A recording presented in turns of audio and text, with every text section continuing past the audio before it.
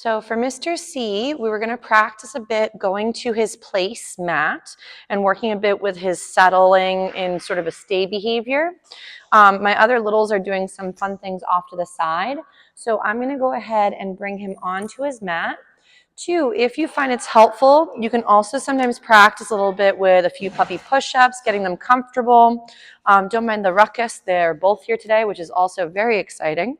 So when working with Mr. C, I may not instantly start off with the stay behavior. I might just build value in going to my spot and having beneficial things happen while on my mat. So let's say he's doing a great job on his bed. I might, again, lure him off, but only feed him while he's on his target mat. So for Mr. C, as he's getting more cozy, Oren was going to come over and be a little bit of a distraction person again for me. So I'm going to see if I can lure him. There we go, onto the mat, get a little sit. And now I'm going to go ahead and try and work my stay. He was hoping I dropped it.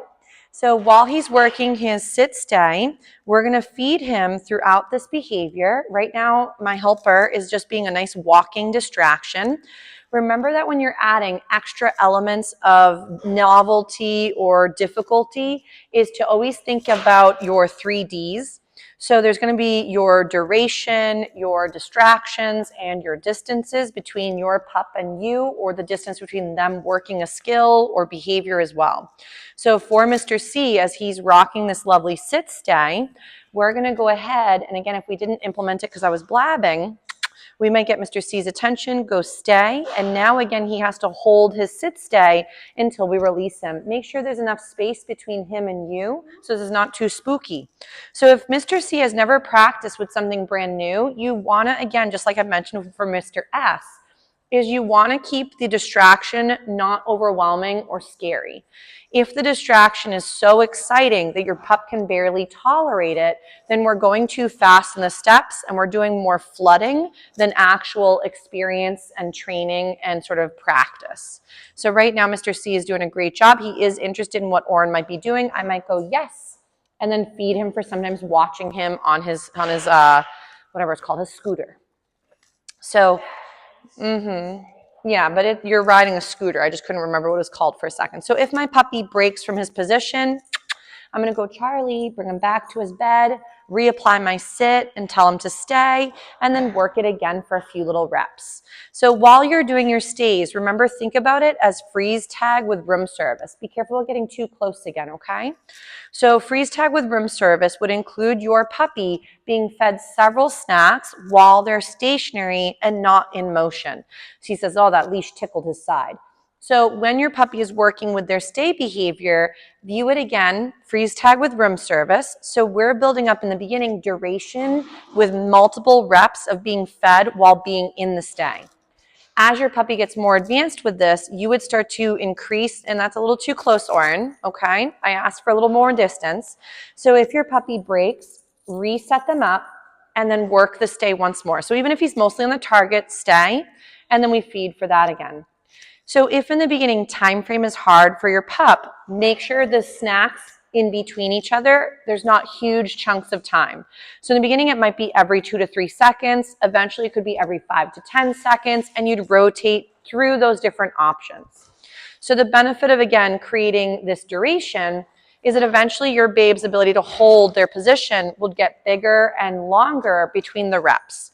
If, again, he's biting a bit harder, where sometimes he is taking food a little bit harder, that's him saying he's a bit either stressed or overexcited, and he could be getting to the end of his day where he is getting tired. So you may find that if your pup is more mouthy, yes, that is sometimes a stress signal, or I'm overtired and I need a little breather. So again, we might again go all done, break that lovely stay behavior, get him up and wiggling. So remember, he only gets the food while he's stationary. Hey, Ebba, can you be a little bit more gentle with the hula hoop? So Ebba's playing with a hula hoop off in the distance, which of course consists of her mostly dropping it. Hey, Hippo, can you be a little bit more gentle with the hula hoop, please? So again, we're going to go tell him stay, not so close, please. And then we're going to go ahead and feed him throughout the stay again. So very nice, yes. Nice, yes. So if we're getting the jumping like we've talked about, this is again him saying I'm a little bit flustered. So we'll get that little sit if we can. I'm going to tell him to stay just for another little rep or so, and then we'll give him a little break. Can you be a little careful with that, please? You're again getting really close, Oren. So again, yes. So I'd rather have you either be walking or doing it from a little bit further away. Yes. So remember, distance is going to be really important. And what I mean by that is if there is something novel in the environment, and let's pretend again he's having a hard time, I might just do some find its in his target mat and make it easier for him. So sometimes you're going to have to lower the criteria based off of what the environment is offering you or off of what your puppy might be saying is easy or hard. So right now, doing a couple just find its in his target mat might be easier for Mr. C than working a sit stay and then getting too involved with the distractions.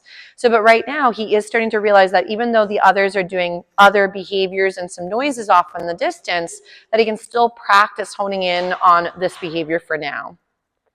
Nice. Great job. So do some more little find its. But remember, stays shouldn't be something you force on them. So if let's say he's saying, you know what, this is too overwhelming or too scary, you could want to, again, create a scenario where stays shouldn't become poisoned or tainted. So what I mean by that is you could create a stay behavior in a situation where it's stressful, and now stay equals no matter what you say, you're trapped. So I know we discussed this a little bit with Mr. S earlier. Make sure that we're not flooding the puppy with information or stimulus.